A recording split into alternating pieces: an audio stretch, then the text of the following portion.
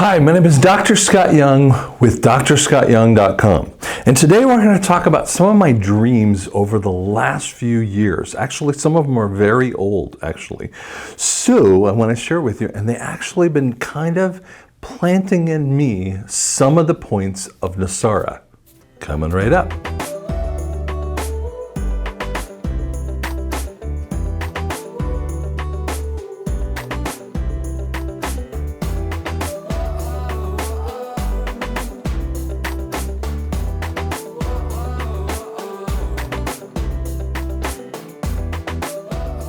Now, NESARA, if you don't know enough about it, you're going to watch this video and go, what is this about? Go watch the playlists. I have some NESARA proofs, a whole bunch of different playlists. Don't ask me to answer all the questions in this one, okay? There is a gold-backed currency that's coming. The Fed will die. IRS goes away. It's a whole cool set of stuff, okay? Now, I just wanted to show you some dreams that have actually been kind of going on inside of me for a while. So this one was October, I want to say October of last, in 2021. Okay, so I gotta flip to this. This is not the easiest one with that too. Let's just do this one here. It's called Playing Professional Soccer with an Injury. Now, I can't play soccer. I can play basketball. I loved football, but I could not play soccer if I wanted to. So I was playing soccer, but it was really hard to do. When he was there too, my wife, I was ferocious, and it was best player, and the best player on the other team got mad at me. After the tryouts, the medical staff, I needed to work on my hamstring on my left knee, so around the left knee where the connection of a hamstring is. Then I find that I made the team provisionally. I told Wendy that even though I was playing soccer, it was my least favorite sport, I felt good enough to go pro with it. Okay, that's weird. That same player nodded at me. Later, as I asked the staff what I needed to do, they told me I could have as much as 4 absences. Now, that's really kind of weird with that too. I was told that I could not miss one. I would not miss one time to be there. So I had to, be really in the beginning phases with that too. Okay. So I walked out and found I bowed and thanked the players as I was trying to play. And I walked out and found my exact wedding ring and picked it up. I remember I placed it where I had left it a few years back. They all engaged me and talked, and knowing about that I was injured, but I had a heart of a tiger. So I played really well in this game with it too. So soccer is a type of warfare. Might be moving in faith with that too. I could go pro. I was ready to move on the next phase, but the injury was holding me back. For me, this is clearer than I believed at first. This is allowing me to kind of move into the next phase of ministry. So I've known that this has been something that's been happening in me for a very long time, that the next phase of ministry is coming. And that's the fun thing that's been going on in my world with that too. So I'm going to pull over to another one that's been happening with that too. Okay. In October of 2020, actually, it was before that. So it was really near the election time frame, of which I've spent a lot of time thinking, and praying. Dream after dream were centered on being hurt by demons, in essence. One is about me being expertly carved up by a woman, which is a type of demon in that sense. Women are not demons. This is a reference that you have in your dream state with that too. With a knife of different areas of my body. In this dream, I was playing basketball. We were struggling. The other woman on the team was really good. No, she was an angel in this one. And there were 4, we were playing the 4 and the 5. Now, a 4 in basketball is the power forward, a 5 is the center, okay? And so I was playing the 4 or the power forward, which is kind of what I always like to play. But near the end, this towering but big body woman was killing me on the offensive glass. Now, that was the other person killing me on the offensive and defensive glass in the last few minutes. But instead of switching with my 4, so they were switching the players, I took on the really big one. So I took on their center as that power forward with that too. It was dark in the arena in the last few minutes. Someone missed a shot. And then I picked up the board and got it knocked away. And I got it again and again, 3 offensive boards, and I finally got it in. I was jubilant at the time because we had beaten them, and we were never ahead but behind most of the game. Instead of playing on, the big defender of the woman lumbered down the court, and I was at midcourt jumping for joy knowing that we won. Now this is fascinating because I'm noticing that things seem hopeless, and that's why I realized what this dream was. I didn't understand the dream when I even had it, and only now is it making more sense with that too. The election is definitely something to do with this time frame. These evil people, the 3 dream, it was as the complete. So these are 3 separate types of dreams that were happening in the middle of this. These other angels, this other angel playing with me represents at the 5, so that's a number with that too, represents grace and abundance. So fascinating with that. And she's helped me get through the game. But the 5 takes me on knowing that I have favor of God. They're anti-grace, anti-abundance, right? That's what Satan does. Is trying to take me on and take away the favor of God. But me, who have the 4, I have dominion over the multitasking that the demon is representing me, that is going against me. So in essence, what happens, because my 4, which is a type of dominion point, and I believe that when we won, and we won by 3 points, and then in the 3rd dream, that it was part of completion. 3 is a part of completion.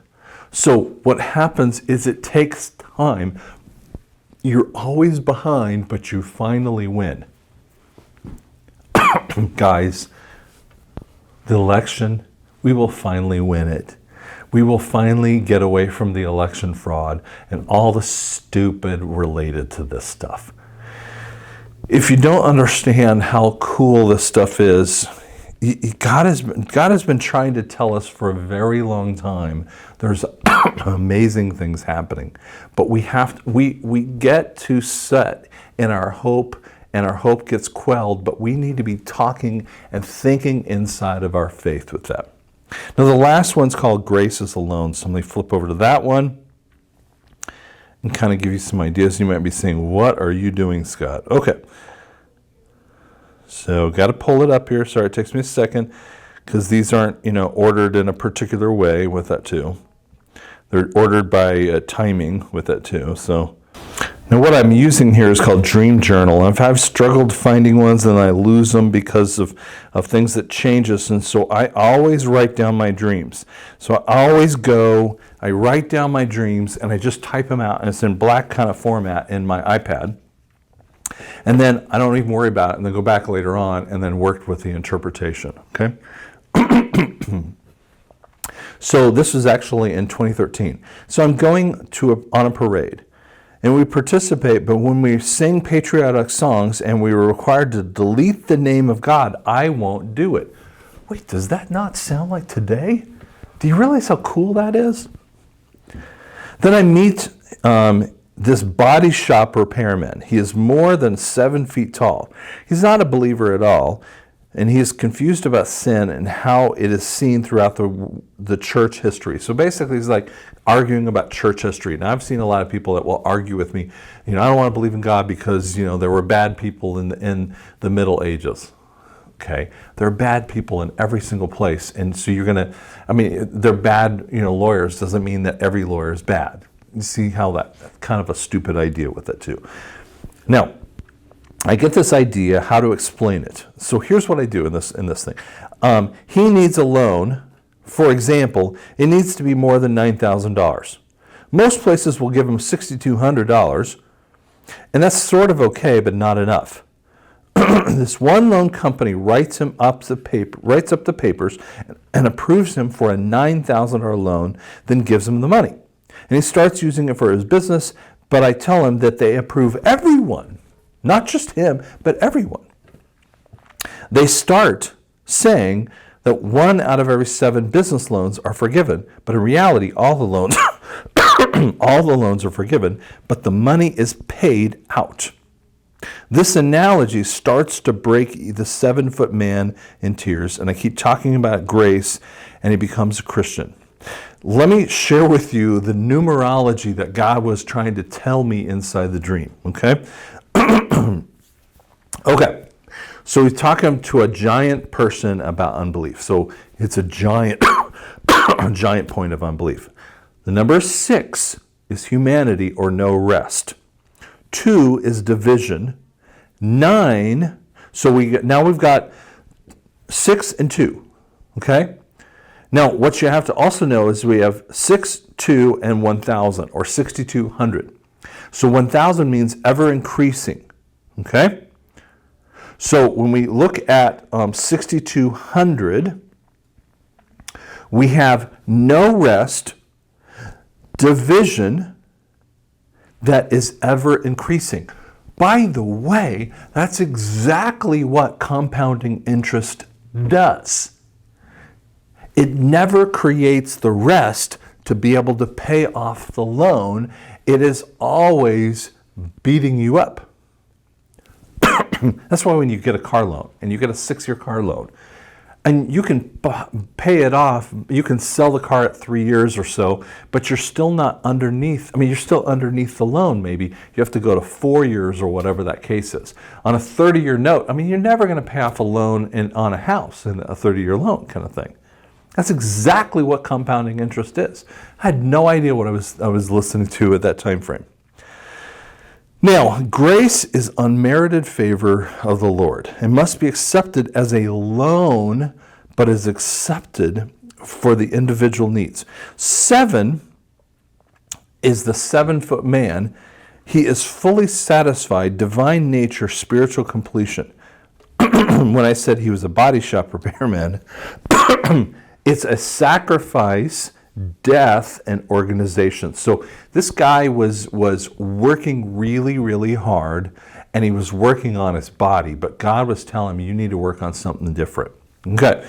9 is a finality and the number of the Holy Spirit. And then 1,000 means ever increasing. Wait, the Holy Spirit ever increasing. And it's talking about money. Do you understand there is a provision that's coming? The wealth of the wicked is stored up for the righteous. That's exactly what NESARA is about. Do you catch how cool this dream is?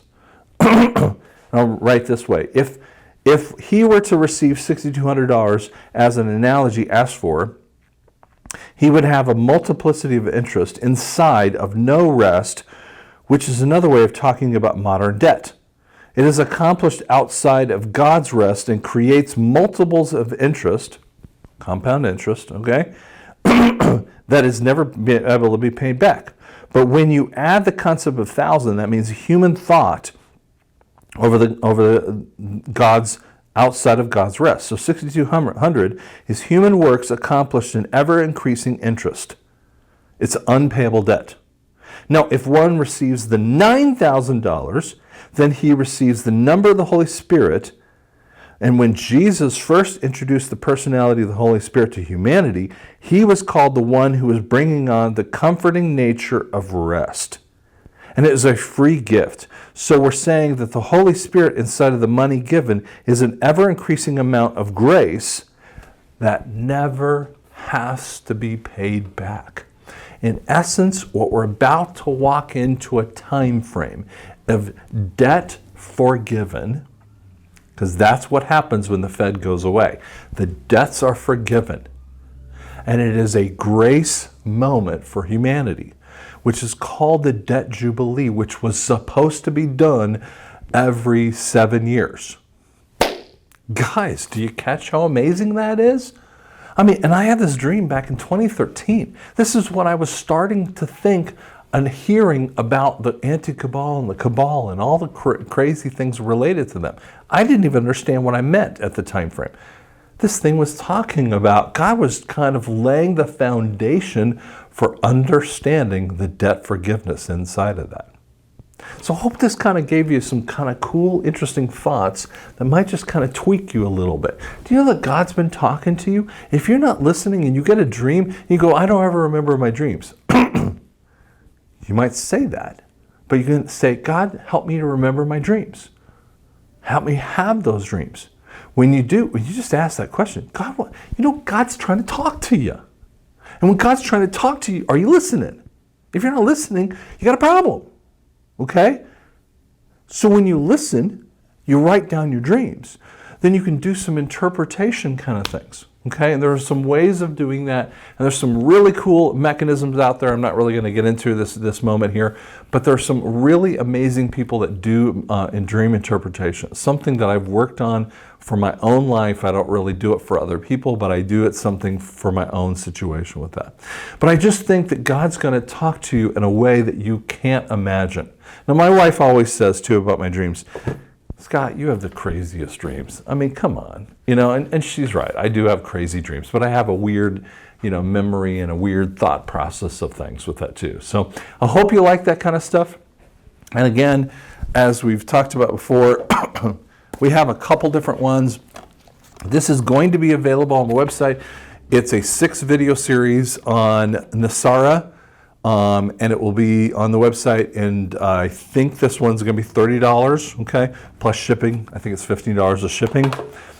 And then if you want to also get Revelations of the Red Pill, and I said this on the last video too, inside of the information here, my book cover guy named Kenny Mock actually puts something on here. Now you got to look for it, and it's really deep in there. It's something that will resonate with people who are very awakened, okay? And there is a phrase, but you got to look really close. It took me a while to figure it out. And he asked me if it was okay, and I loved it. I loved every minute of it. But the Revelations of Red Pill is going to help you to understand about what happens after all this crazy things occur. So this is very helpful to look at. You can kind of see this at drscottyoung.com, and you can kind of get it. You get it through Amazon with that. You can get it as a Kindle or as a paperback book. This one here, oops, I'm doing it in the opposite direction. This one here, Nasara, will talk a lot about some cool stuff to help you understand that too. So thanks so much. I appreciate it a bunch. We'll talk to you later.